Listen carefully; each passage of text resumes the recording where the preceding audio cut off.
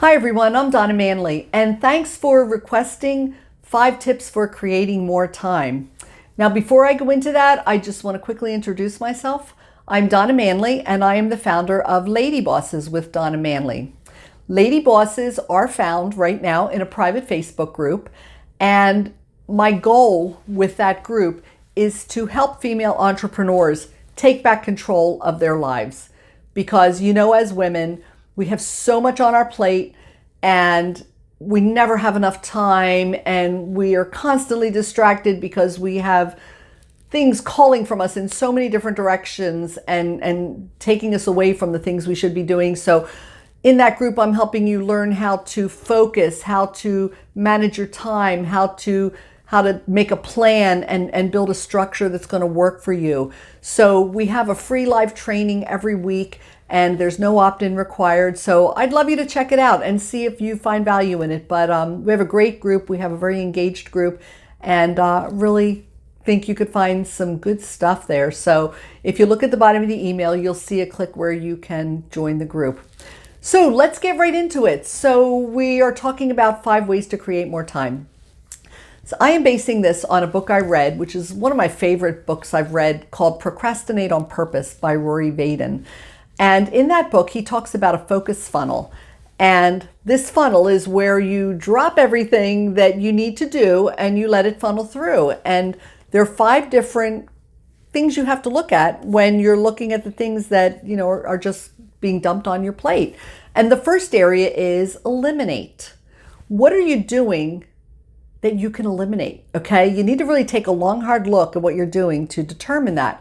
And one of my favorite sayings that I've heard over the past few years is, I might be paraphrasing, but it's basically saying there's nothing so tragic as doing well what shouldn't be done at all.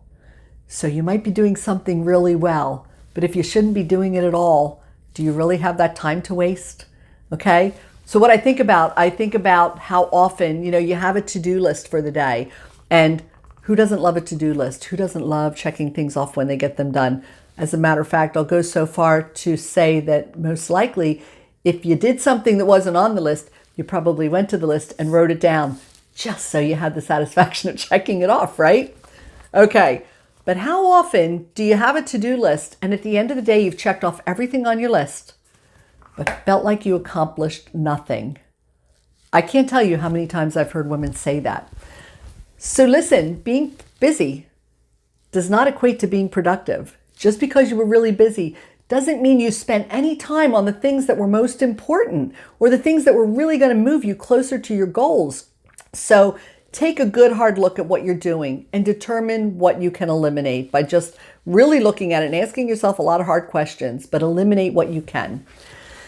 Number 2 is automate. What are you doing that can be automated? Now, I probably would say across the board that there's probably nothing that you want to automate that's not going to take some time up front to set up. So a lot of times you don't automate something because you just don't have the time block you're going to need in the beginning to set it up. And a good illustration of that might be something like bill pay or automatic debit for your bills, okay? If you do bill pay, you got to take time to go into your bank account online, set up each person that you're going to be paying, set up the account numbers, set up their addresses, all that information. That's going to take a little while, but you have to give yourself permission to take the time to do that in the beginning if you want to save all the time that you're going to save once you've set that up. Because think about it, once it's set up, I can now pay all my monthly bills in less time than it used to take me to write one check. Okay, so it's saving me gobs of time. And there are probably faster ways, but that's just a real good illustration of the point I want to make, in that if you want to automate something, you have to give yourself the permission for the time it's going to take to set that thing up. But then it will save you time down the road. And that's what we're looking at, is how to create more time. Automate is one way to create more time. Another great way to create more time is to delegate. Now listen, as female entrepreneurs, a lot of you are female entrepreneurs, it's Maybe your business isn't where you want it to be financially yet, so it's difficult for you to think about spending money to have somebody help you do something that you know you want to take off your plate. But I challenge you to look at the bigger picture. It's true, to make money, you need to spend money. You really do, but you got to be smart about it. But maybe your business has you so busy and there's so much you want to get done that it would really help you to maybe pay somebody every couple of weeks to clean your house. Well, okay, so, what's that going to cost you? Maybe it's going to cost you $60. Maybe it's going to cost you $100. But for that 2 or 3 hours every other week, if you focused that 2-3 hours into income producing activity, you can be making back a lot more than what you're spending to have your house cleaned. Or maybe somebody to do your bookkeeping, because maybe you hate bookkeeping. I mean, one thing you need to look at is what is the stuff you're doing that you really don't like doing, and get somebody to help you do that. And if you don't have money to pay them, maybe you can barter with them for something else. But delegate away what you can. And listen, another problem, if you're a perfectionist, if you're the person who lets somebody help them load the dishwasher, but then goes back and rearranges everything because it's not the way you want, and guilty. You have to let go of that. Let go of the perfectionism, because let me tell you something, the dishes are still going to get clean. It's still okay. So you've got to be able to accept less than perfection if you're going to delegate stuff away. Listen, I do have somebody clean my house, and I've had somebody clean my house every other week for years now. And no matter who it was or how long they did it, I'll be walking around the house and there are just 1 or 2 things that aren't quite the way I like them, and I walk into it. But so what? 99% of my house is done and I don't have to think about it. So it's not important to worry about the fact that somebody doesn't do it exactly the way you do. Let go of the perfectionism and delegate away what you're not good at, what you don't like doing, so you can focus on your genius, because that's where you need to be focusing, right? That's what's going to get you to your goals. Number four is procrastinate. And yes, we think about that as such a derogatory term, because like if you procrastinate, you're waiting till the last minute, you're doing a crappy job. It's, because you're just going to have to throw something together. Procrastination can be a really good thing in a lot of senses. Now, how much you procrastinate needs to correlate to the quality of the job you need to do. If you have a lot of quality that needs to go into a specific job you're doing, then you need to leave enough time that you can produce the best quality. But here's a way to use procrastination in your favor. When things are filling your funnel, when things are landing on your plate, everything that lands on your plate, just look at it and say, can this wait? And if it can wait, put it aside. Can this wait? Yes, put it aside. Can this wait? No, I need to get this done today. Okay, so now you're going to work on that. Here's what's going to happen. You're going to finish the pile, and now the things you put aside are going to come back. And you're going to say again, can this wait? Yeah, if it can wait, don't do it now. Focus your time on the things that are most important, the things that are going to get you closer to your goals, that are going to be income producing activities, that are the things that are most important to your family life, whatever that is. Make sure that you're asking this question, because then the things that are not as important are going to get shifted aside. These are the things that would have been on that to-do list that, as you can see, have already been pushed off twice because, yeah, they can wait. And here's what happens. Maybe the 4th time they come in front of you and like, man, I've pushed this off 4 times now and it still doesn't really need to be done. Here's the bigger question. Maybe I don't need to do this at all. Maybe I can eliminate this.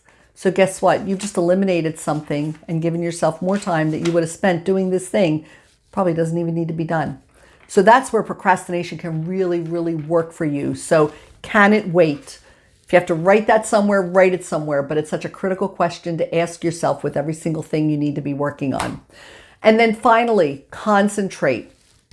When you get to the thing and you say, can it wait? And you say, no, I have to do this now.